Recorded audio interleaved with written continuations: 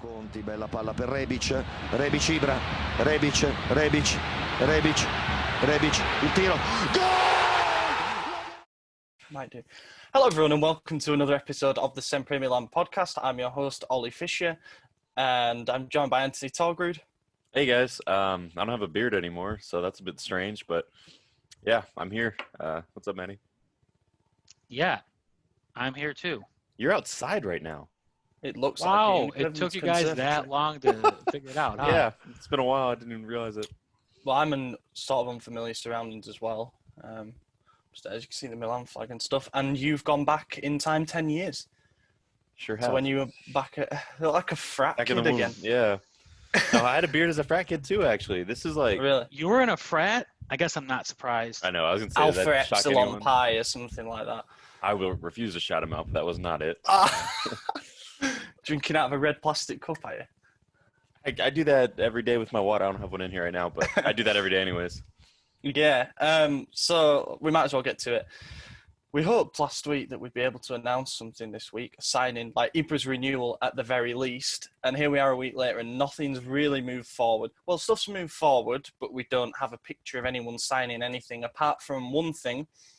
So they get the official business out of the way first. Tommaso Pobega has signed a renewal until 2025. Now, there'd been a lot of talk in the media that he was going to be given a new long-term deal. His original one was 2022, so it's like a 3-year extension if you want to look at it that way. He's probably got a little pay rise as well out of it, but had a good season on loan in Serie B with Pordenone last year. And yeah, a lot of reports said that we were going to bring him back for pre-season and take a look at where he's at, and he would be given a new deal sort of as a gesture of faith from the management. It's not a particularly controversial deal, but are you happy, lads? Yes. I don't care one way or the other. I mean, I'd never watched Serie B, and I never really cared for the youth sector. I've said that multiple times, but I mean, happy for the kid. I think that's cool, continuing his career, but it doesn't make a difference. I don't see him featuring much the next season, so oh well. Maddie, to add? I mean, I have known nothing about the kid, just that people are impressed with what he did and are excited that he got a new contract. So, yeah, I'm the same. Like, Serie B is not widely available, so I don't think it's a cardinal sin to not check out how our young players are getting on loan. All you can see is the stats, and the stats look pretty good. And he was part of a team that was fighting for promotion, which bodes well. Now, I guess the question is, at the age of 21, is he ready to make that jump and start playing some Serie A minutes? We'll find out. I guess the choices are either we loan him out to a low-end Serie A team like Genoa or someone like that, or we keep him around as a fourth-choice midfielder where perhaps with Benacer, Kessié, and most likely Bakayoko, he's probably not going to get a ton of minutes. It would be Europa League qualifiers. It would be, No, but either we signed him. Sorry for interrupting you, but we need a chance to talk too. But he's 21, right? We signed him to a 5-year contract. We either see something in him that he's going to stay at the club until he's at least 26, or we sign him to a long-term deal, so a club is going to have to pay more than they would have to if we wanted to sell him. Because at this point in his career, he should be at least breaking through into the first team if he's going to start playing regular minutes, whether if it's with us, another Serie A team, or Serie B team. Yeah, I think that's a solid assessment. It's protection in it for both sides. He either surpasses all of our expectations and becomes a part of the regular rotation within the next couple of years, and then it looks like a brilliant piece of business that we've got him until 2025, or it's protection for us in that we'll be able to command a decent transfer fee if a team comes in. I mean, there's been rumours that Torino want him, Sassuolo want him. Sassuolo in particular have had an eye for a player in recent years. You look at Boga, Berardi, Caputo, Sensi, the players that have gone through there and have gone to bigger and better things. You think if they're interested in one of our guys, then they obviously see something in him as well. Prince Boateng, he went from Sassuolo to Barcelona. Great player. Good yeah, point. wow. His agent. What is his? I know he's an animal, but what are the wages that he's on, Pobega? It doesn't say. I haven't seen anything. Which I'd imagine it's implies that extremely low. Yeah, well, it implies it's not significant. Exactly. That's the point I was getting at. I mean, there's, like we all said, there's no risk to having it. He might be on $500,000 a year or something. He's not on a Maldini contract. Daniel Maldini sized one. His dad knows what he's doing. What's Maldini's contract? No, it's not true. It's not. No, there was a report and there was a typo in it saying he was making like $4 million a season, and everyone's like, "What the fuck?" No, it was around about. It said 1.7 mil, which was still high, but of course, it was above like 1.5. And I was like, I know he has just signed a new deal. It could be that he's been handsomely paid because there are a lot of. Anyway, it turned out that it was probably what Maldini's on as a salary, but. Yeah, I don't know. That was a weird one. Speaking of Daniel Maldini, he scored. There was a game in training. The lads are back at training. So on Monday they had COVID tests, all come back negative. Good, negative in the positive way. So that's good news. And Tuesday they went and did some muscle exercises and all that kind of general getting back to business stuff. And then today they had a game, and the squad was split in two.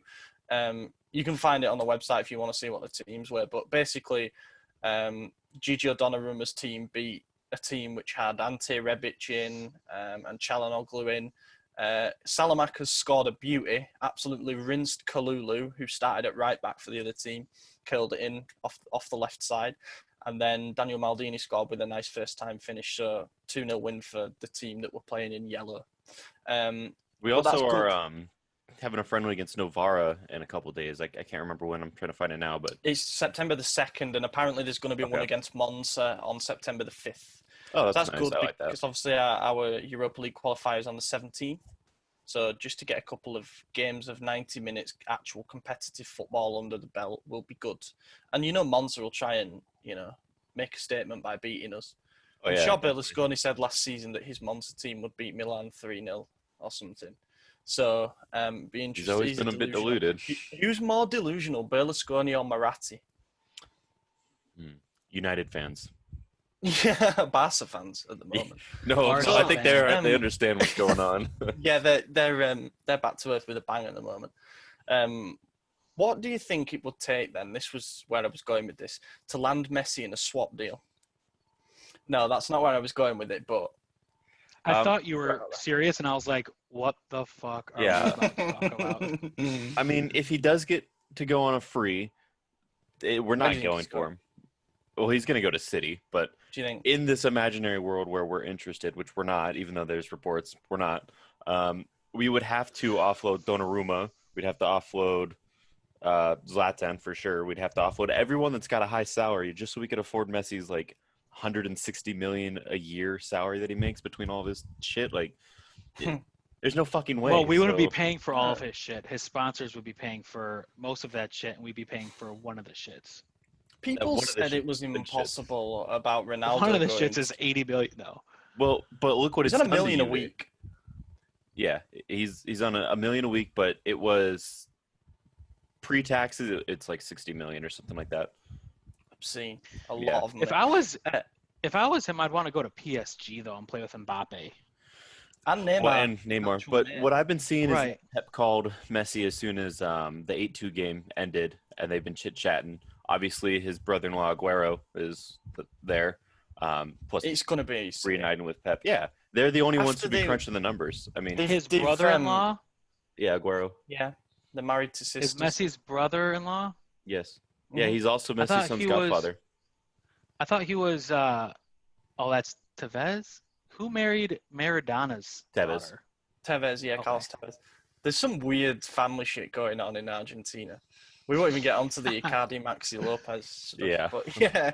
But I think he'll go to City. And it's funny that City have been through all the trials and tribulations of financial fair play with UEFA, got the all clear, and now they're going to not be all clear. Their biggest move ever, I don't think he ends up at PSG because coach, you got to think of the coach. Messi playing under Thomas Tuchel doesn't sound right to me.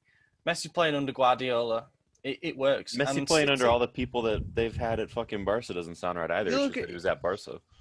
You look at City's attack as well. You've got sort of De Bruyne and Bernardo Silva behind Sterling on the left, Aguero up front. The one weak spot is currently probably Mahrez at right wing.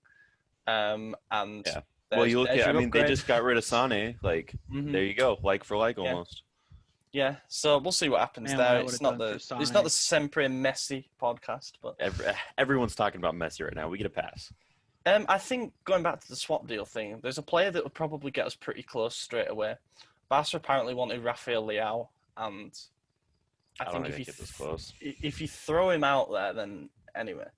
I mean, I Well, would not make so. that trade 100%. I would take a 33-year-old Messi over Leao and all his infinite potential every day of the week, guaranteed.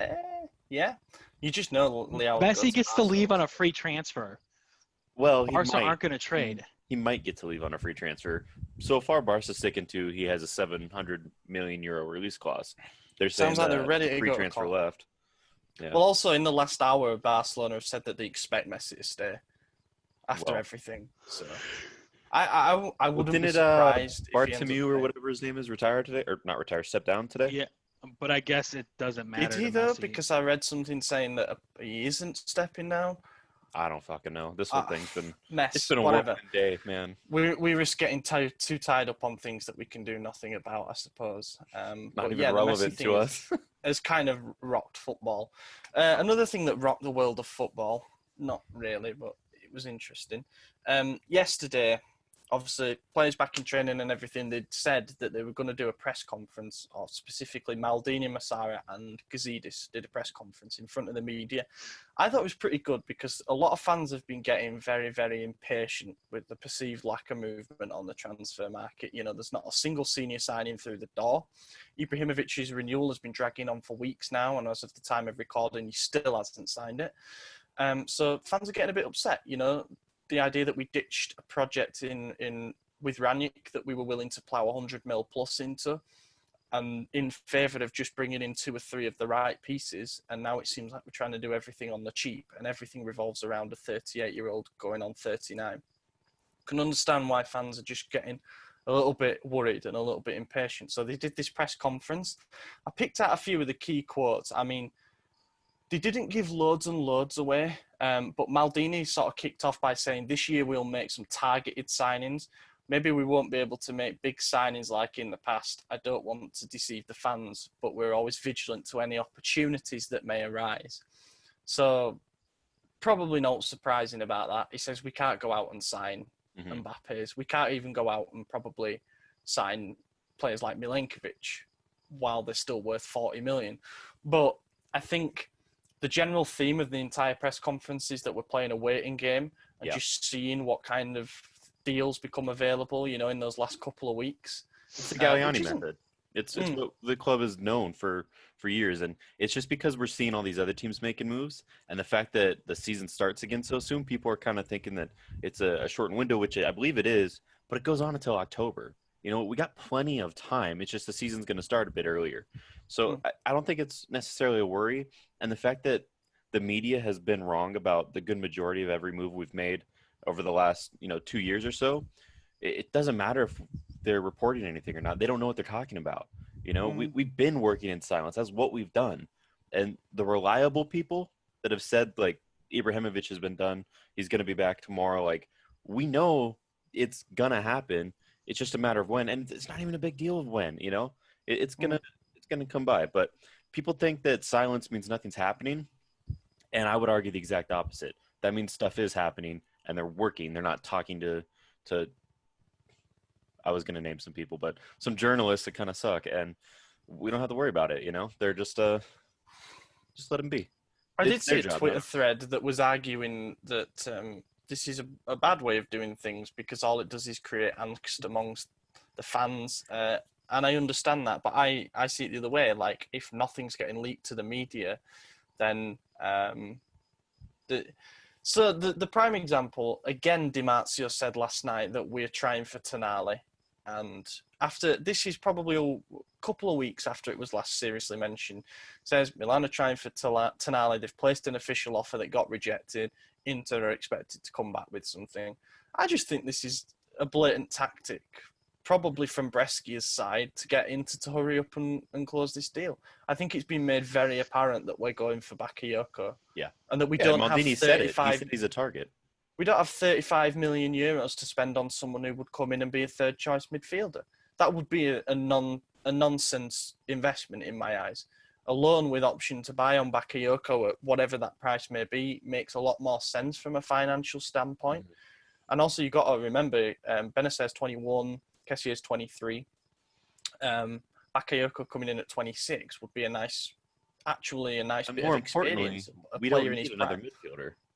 We need a right back and we need a right wing. Those are the positions we should be spending the money on. So if we're going to reinforce the midfield, go for the loan with option to buy. Like, we don't need to, like you said, there's no reason to splash 35 million on someone who's going to be a third choice. So go for the positions you need. That's where you're spending the money. The other stuff, just get the loans. Yeah, I don't think they're daft either. Like, you know, if Maldini became aware that Brescia were for some reason open to selling on a loan with option, and Tonali wanted to come here, then I genuinely think we'd probably explore part that it. Maldini talked about. We're watching for opportunities, you know? Yeah. And that could also just be to keep a little optimism, saying we don't have the money, but if something comes up, you know, we might move, kind of like the Bonucci deal, you know? No one expected it. Came out of nowhere and we're like, oh, okay, cool. But exactly. If like the right opportunity arises, they'll make the cash available or something. Or they're just saying that to keep us excited. And at the end of the window, no opportunity came up. No big deal, you know? It's just a save face thing. It works either way. Either they act on it and you're happy, or they don't act on it and you're not disappointed. Correct. Yeah, exactly. Like, it's probably the stance that every single football club in the world would take when prompted about that kind of thing is just to kind of hedge your bets and not to completely quash excitement by saying, no, we're happy with the squad that we have. We don't see ourselves making any moves, but still at the same time, yeah, not to hype up expectations too much. I mean, I don't know if you saw, but Man United released an actual official statement today responding to fans who were criticising them for lack of transfer activity.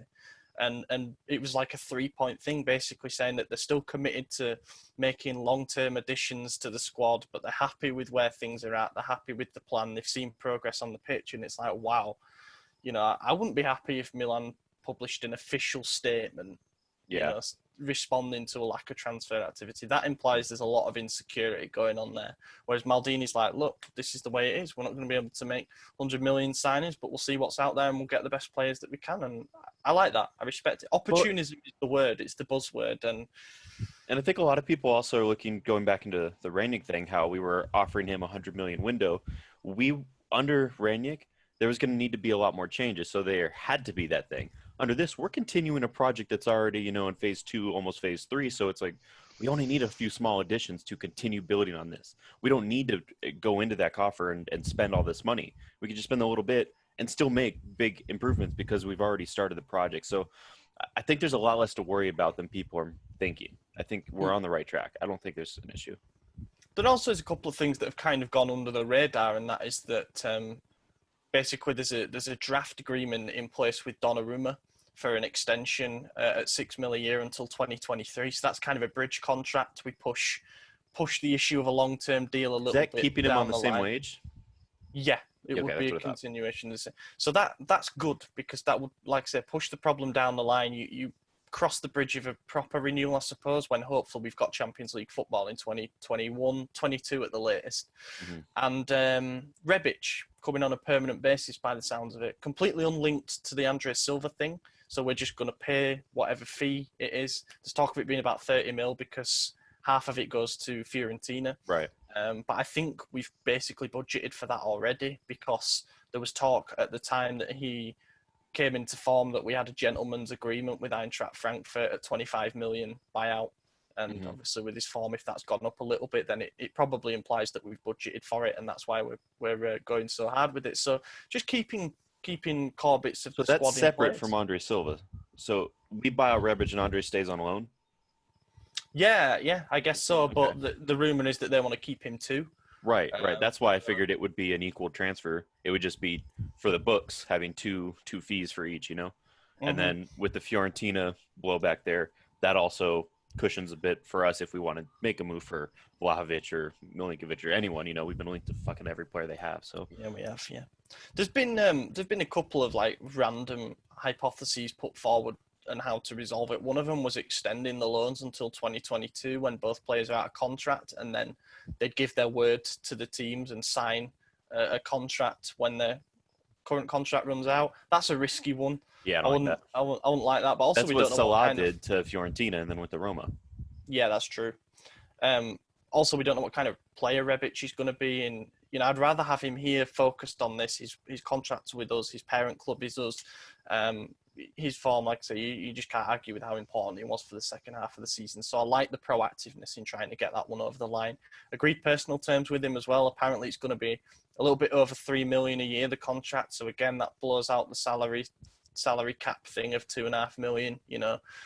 We're willing to make the right investments for the right players, so that's good. Çalhanoğlu renewal is going to be discussed in the first week of September, but again, sounds like a draft agreement in place. I'll ask a question at this point because it's an interesting one with all the rumours. In fact, we'll talk about the rumours first and then the question.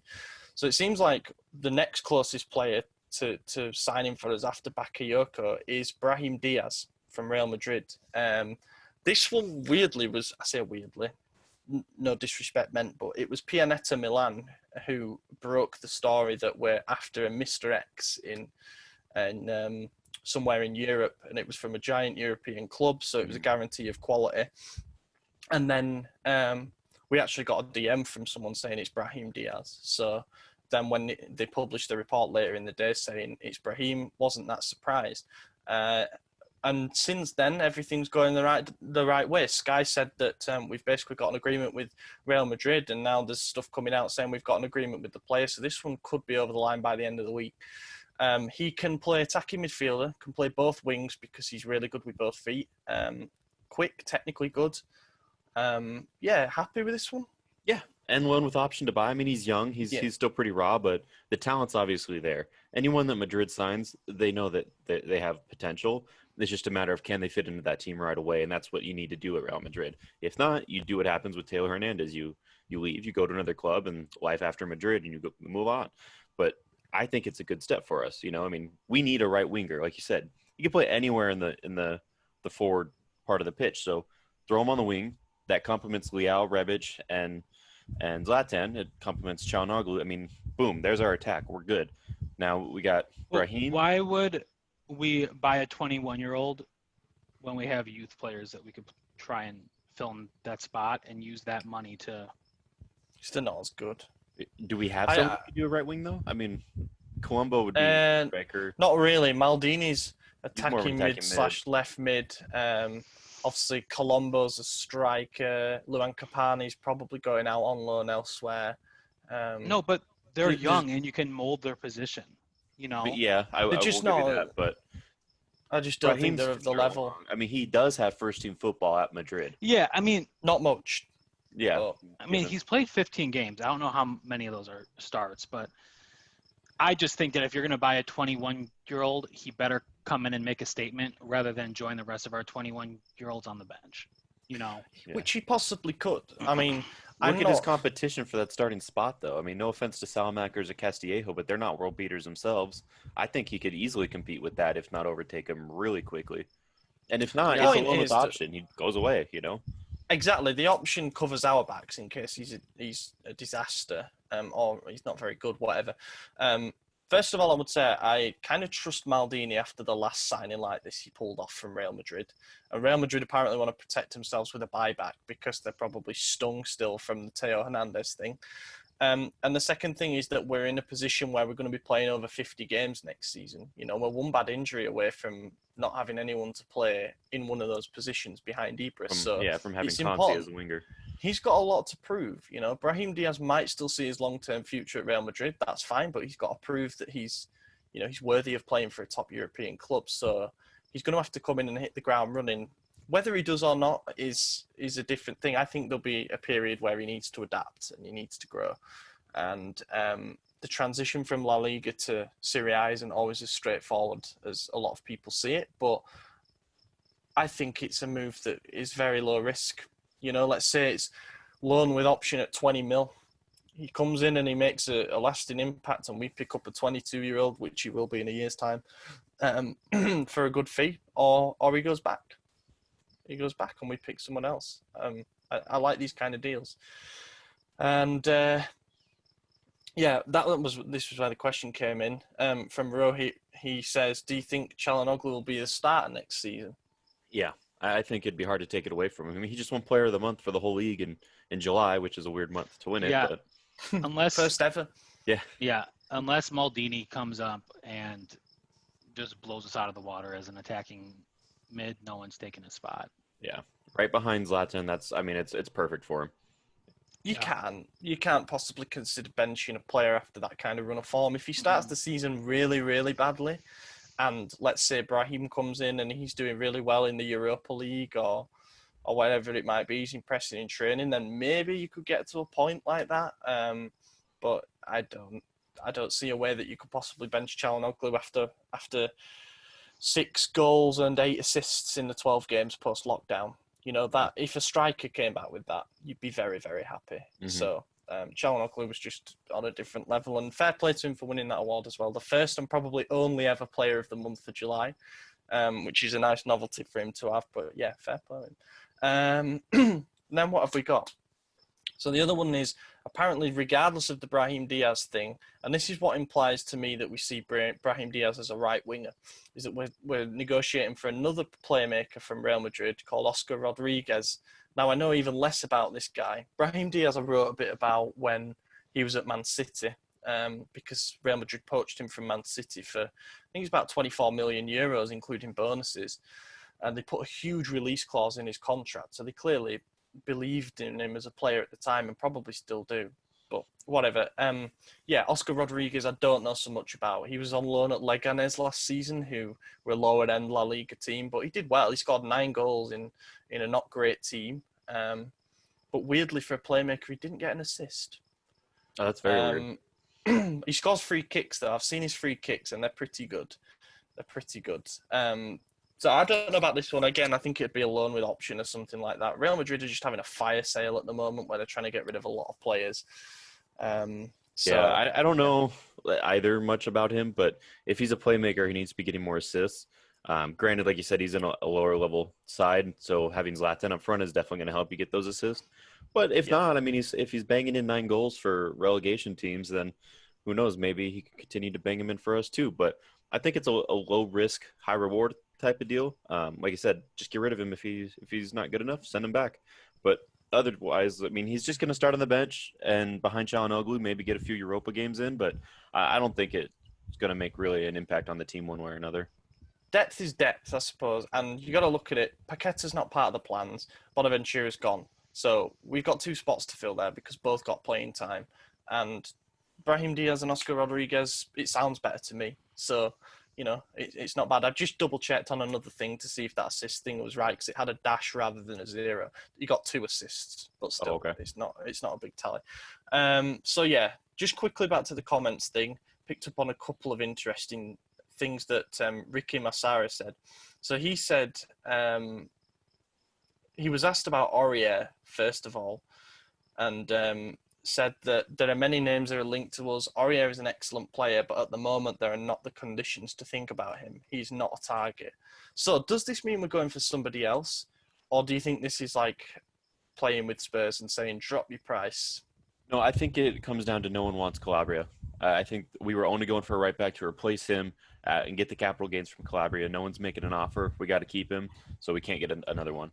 Until that changes. You did say at the moment. If that changes, then I could see us making a move for him because he's definitely the cheapest of the 3 we've been linked with. But I don't think it's going to happen. I think we're going to keep Calabria and Conte again, unfortunately.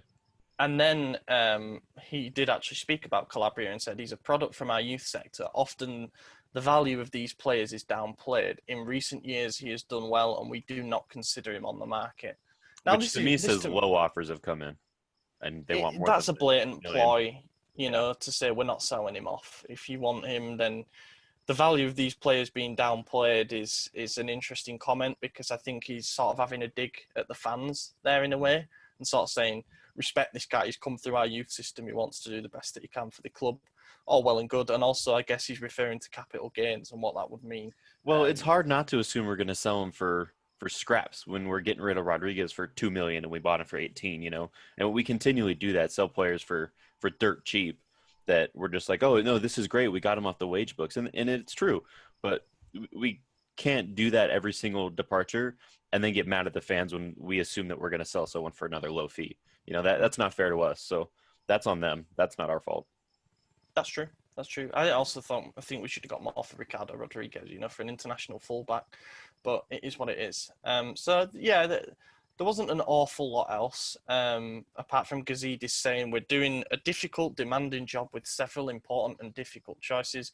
We do it with great passion to bring Milan back to where it deserves to be. It's not a fast road. It will take time and patience. We need your support and your trust, both us and the team. Is he in a position, having been at the club for 2 years, to tell fans who have not seen any success for 10 years to be patient? I mean, yeah, it's his job. Like, at the end of the day, the fans could leave and nothing's going to change the club. He leaves and there's reorganization. So, yeah, Massara's opinion is a lot more important than ours. That was Gazidis. Oh, Gazidis' opinion is a lot more important than ours. It is, and I'm not going to bash him for that. I was just playing devil's advocate by saying, should he be telling fans to be patient when we've been patient enough? But I think he, as much as anybody, someone who was handpicked by Elliot, and we know the way that they want to run the club for as long as they're here. They want to run the club in a sustainable way, gradually improving the financial health and the accounts and everything like that. And he is the man who was cherry-picked by Elliot from Arsenal. He can say what he wants, really. You can tell fans to be patient. You can say it is a long road, because it probably is. But just hope that by long road he means 2 or 3 years, not 5 to 10. Yeah, and I don't think he's going to stick around that long. I do think the club is in the process of being sold. Look at the 1+ option to buy, the low transfer fee, the drop in Ranić and going for everyone else. I mean, there's some million signs and then some saying that shit's going to get sold, plus the obvious that Elliot didn't want to own the club anyways, so they're going to sell. It's just a matter of waiting. And like you said, we've waited a decade. What's a few more years? That's true. That's true. I guess the problem is that in a few more years, the damage might be irreversible. I don't think that's realistic. We're already like 80th in the UEFA club rankings, which is the lowest we've ever been by a long way. But what is PSG ranked? They got to be like 2 right now, making the final. And before they were bought out, they were nowhere. They were a relevant club, and now they're losing Champions League finals, but they're in finals. And yeah, all it takes is winning a bit trophies. Of money. Yeah, exactly. Winning trophies. I guess things can change very quickly. I just got to hope that's the case.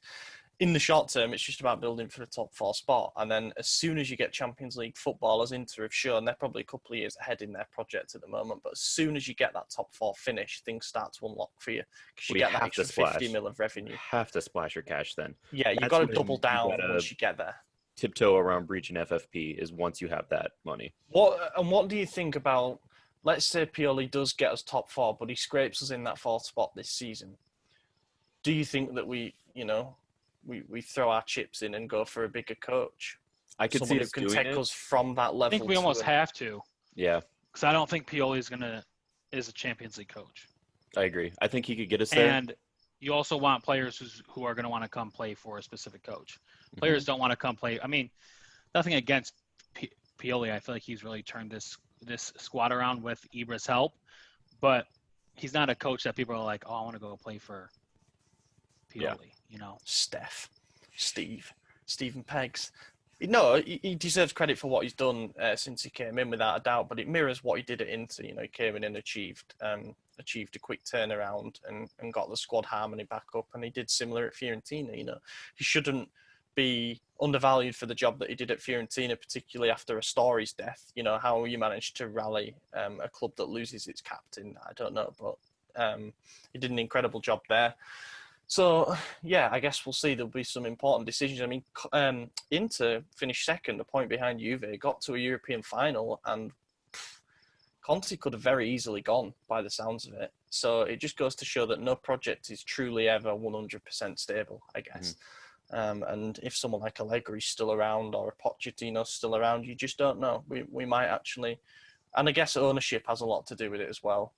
If Elliot are just saying, we'll keep this guy in place, and then when you guys take over, you can do whatever you want with him, that also is a big sign. Pioli's stay in itself might be a big sign that there's something cooking behind the scenes, but we talk about that an awful lot. Right, a couple more questions. We'll go quick fire here. Santi says, is there any player you'd hate to have at Milan based on some really dumb reason? Belotti's got a hunchback. Next. Maddie? Chiesa, he's got a punchable face. That's true. I would say just anyone from Liverpool. Anyone from Liverpool. Anyone from Liverpool. Yeah. There's too many to choose from. Yeah, that's basically it, lads, to be honest. Yeah, thank you very much for listening, everyone. I've been your host, Ollie Fisher. Find me on Twitter at Ollie Fisher, being joined by Anthony Torgrud. Yep, follow me on Twitter at Torgrud45. Shout out to Darren Torres, loyal listener. It's your birthday today. Oh, yeah. Happy birthday, Darren. Yeah, say happy birthday to Darren in the comments. And yeah, that's it. Happy birthday, Darren. And you guys can follow me on Twitter at Edward__Toph. Thank you very much for listening, everyone, and we'll catch you in a week's time. Conti, bella palla per Rebic, Rebic, Ibra, Rebic, il tiro, gol!